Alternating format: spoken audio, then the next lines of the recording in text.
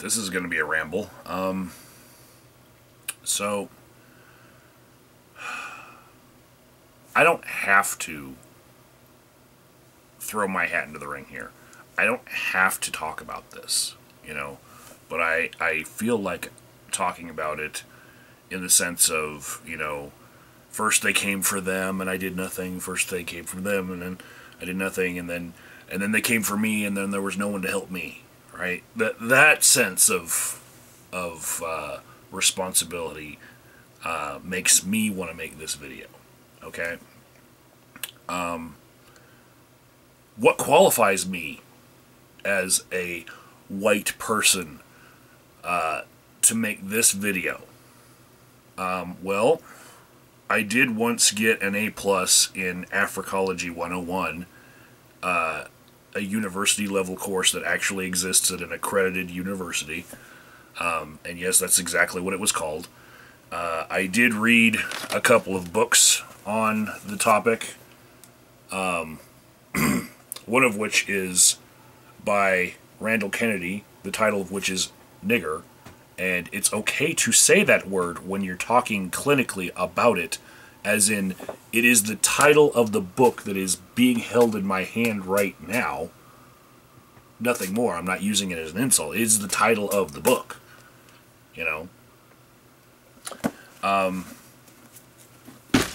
And I have a friend on Marco Polo who I used to be on a channel with collaboratively, who is on a quest to make as many people use the word as he possibly can by changing his name to it.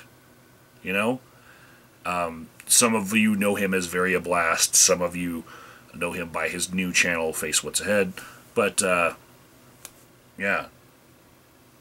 I've had some experiences with him. Haven't talked to him in a while, but whatever.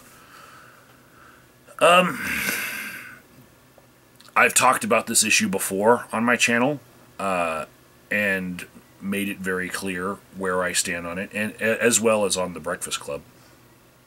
But really, I am against N-word abolitionism.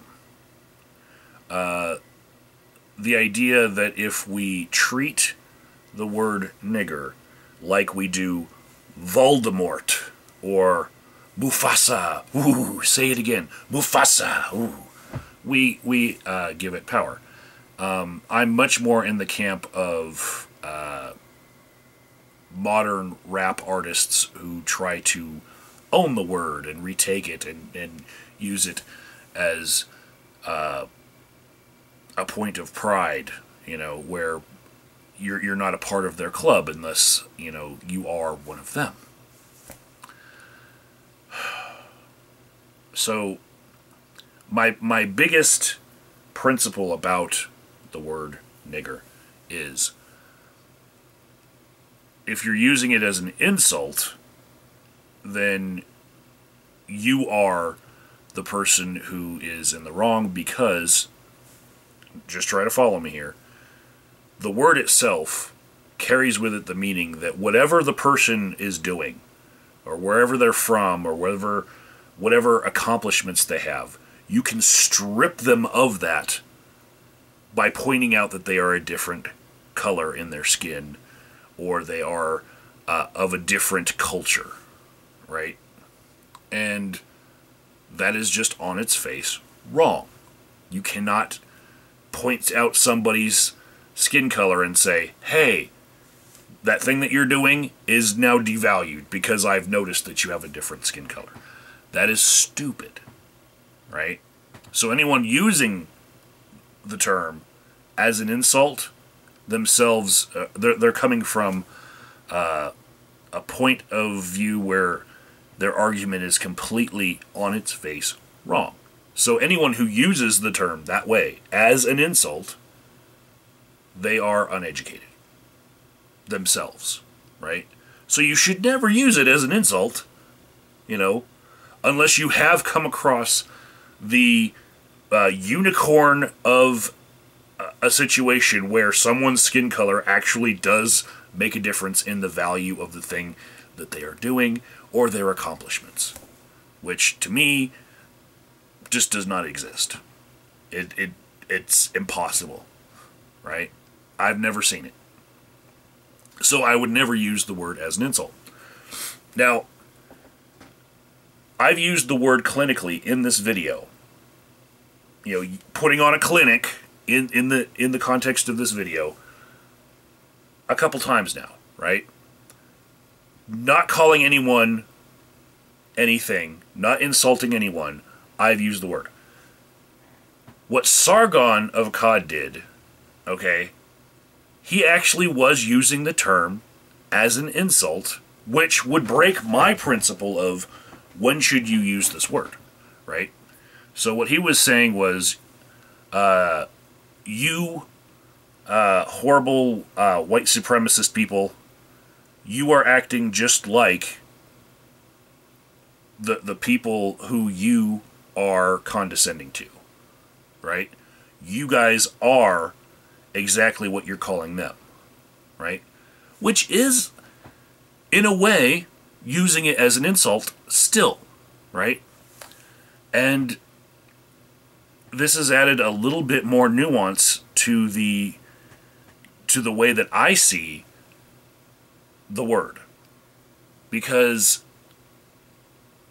I'm looking at his intent more than actually technically how it panned out. Yes, he was still using it as a word that is an insult, but the intent was to show these white supremacists that they were being hypocrites. And this is not something that I believe that Sargon does on a regular basis, calling people, you know, the word nigger. I don't believe that he does that. You know, he's not that kind of person. As far as I have seen of his character, and I've seen, just because I exist here on YouTube, not that I want to watch his channel at all, because I exist here on YouTube, I have had to watch his channel for hours, right? And what I've seen of his character, I don't believe he is a person who believes that he can remove someone's accomplishments from them by pointing out the color of their skin, or pointing out that even though they are white, they are acting like people who have a different color of skin, and therefore their accomplishments are tarnished. I think he was just trying to point out their hypocrisy. Okay? That's it. That's all he was trying to do. And the way that this instance of Sargon of Akkad uttering this word on a not on a podcast, on a hangout, on an obscure channel, you know, that had not many views on it with the video. And then that is the reason why his larger body of work, which is on his own channel that he can control, you know, gets deplatformed on Patreon. To me, is like, well, what would you have him do? Delete the video? He doesn't have control over that now, you know.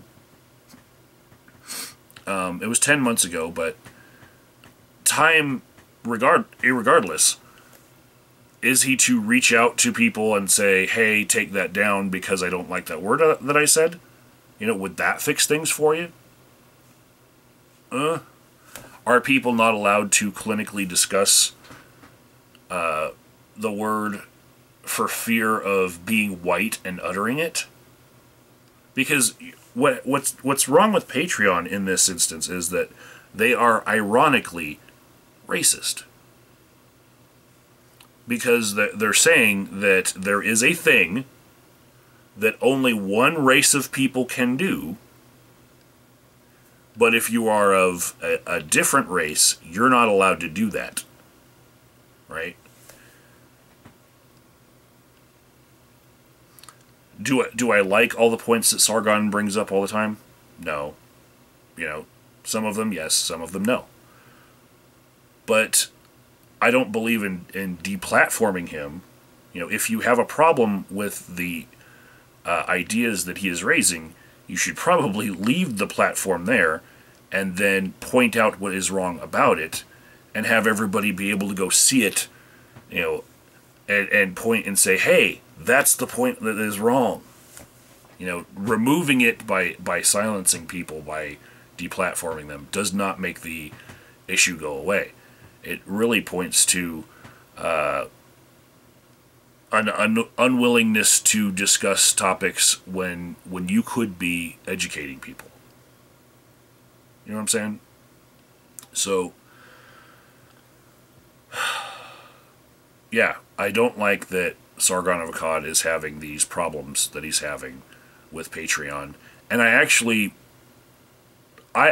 that if Sargon had a fundraiser for a lawsuit against Patreon just to see whether or not Patreon has acted in a manner that was discriminatory to him, you know, and did not give him really good due process, and they should be at this point seen as, rather than a website that just does transactions within the realm of their own rules, which their own rules don't even cover what Sargon did, but that's another story.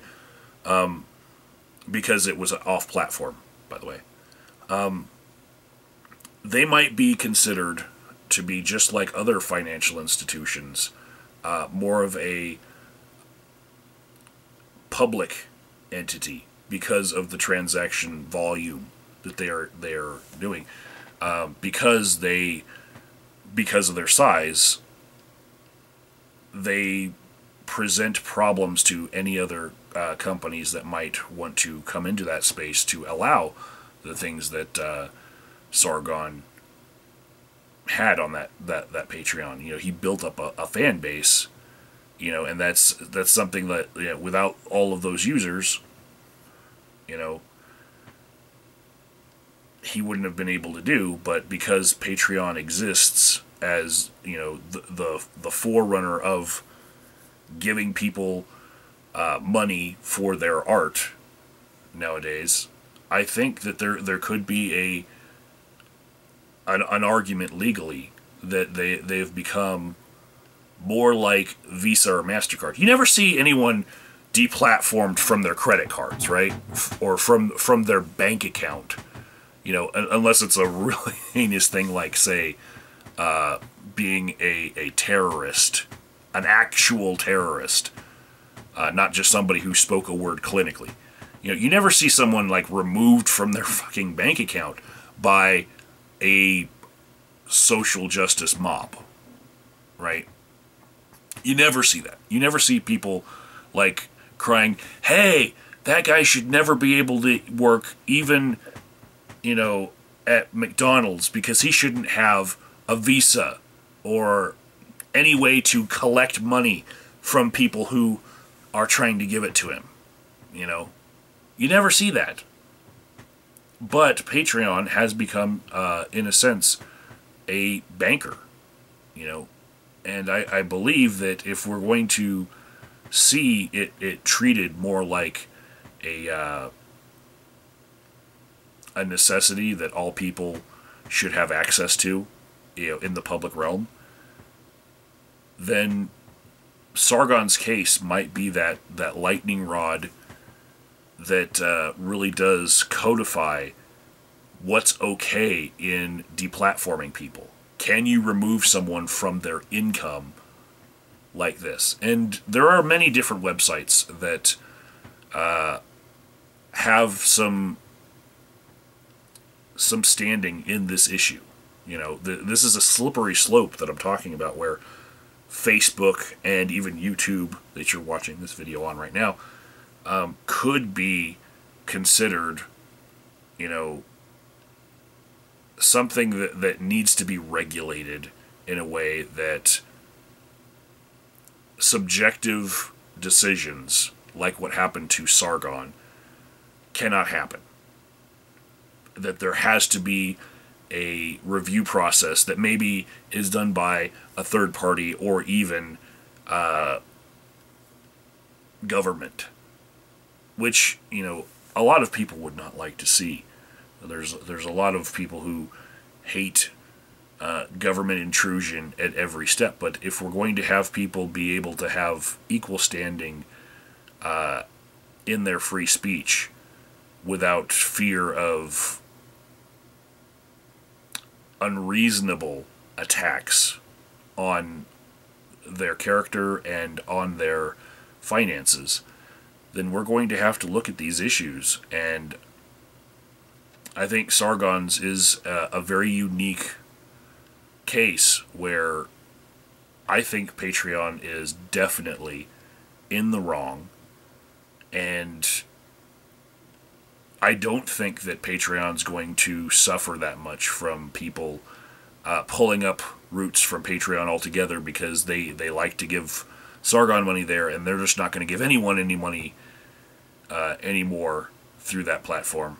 I don't think they're going to hurt that much as they would hurt if they had to face the possible legal ramifications of more government oversight, because they are a means of transaction that is becoming kind of the standard as far as how we give artists money regularly. So, yeah, they've got a lot to think about as far as what they want to do to rectify the situation, if they want to. All right, guys, ramble over. See you next time.